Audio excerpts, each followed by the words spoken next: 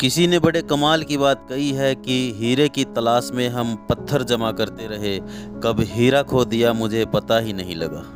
एक शहर में एक बहुत बड़ा व्यापारी रहता था जिसका नाम धनीराम था, और धनीराम का एक पुत्र था जिसकी कोई भी संतान नहीं थी। धनीराम के पास इतना पैसा था कि आसपास में कोई भी उसके जैसा अमीर नहीं था, लेकिन वह अपने पुत्र की संतान ना होने के कारण बहुत दुखी था।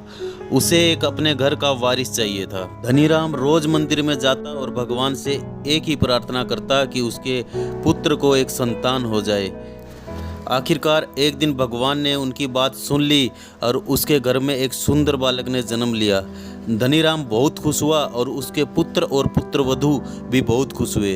धनीराम इतना खुश था कि उसने पूरे गांव में ऐलान कर दिया कि आज हमारे घर में संध्या के समय एक बहुत बड़ा आयोजन रखा जाएगा। आयोजन में राजभोग भी होगा, जिसमें सभी गांव वालों को बुलाया गया। गांव वालों के साथ साथ पास के गांव में एक छोटा व्यापारी रहता था, उसे भी बुलाया गया।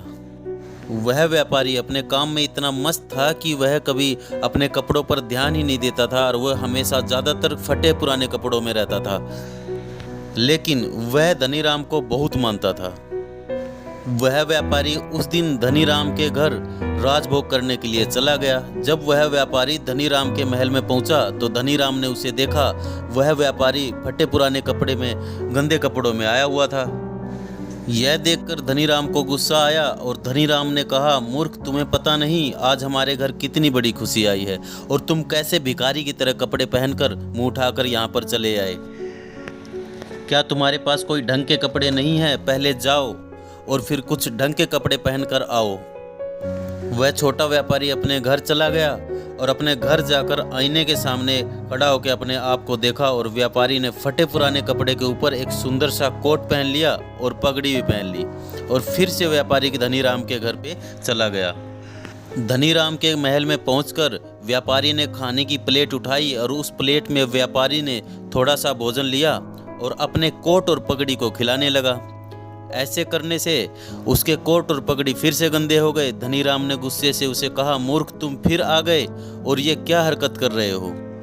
अब छोटे व्यापारी ने धनीराम को कहा, धनीराम जी, मैं कोट और पगड़ी को भोजन करा रहा हूँ। धनीराम समझे नहीं।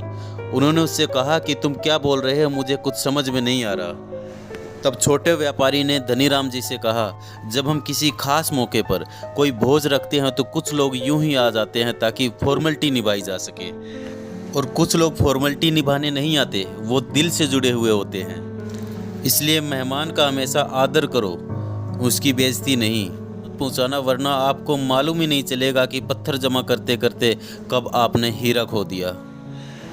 इस कहावत का मतलब इस कहानी से आप लोग समझ ही गए होंगे। दोस्तों, अगर ये वीडियो अच्छी लगी हो तो चैनल को सब्सक्राइब और वीडियो को लाइक कर देना। आपके एक लाइक से हमारा हौसला बढ़ता है।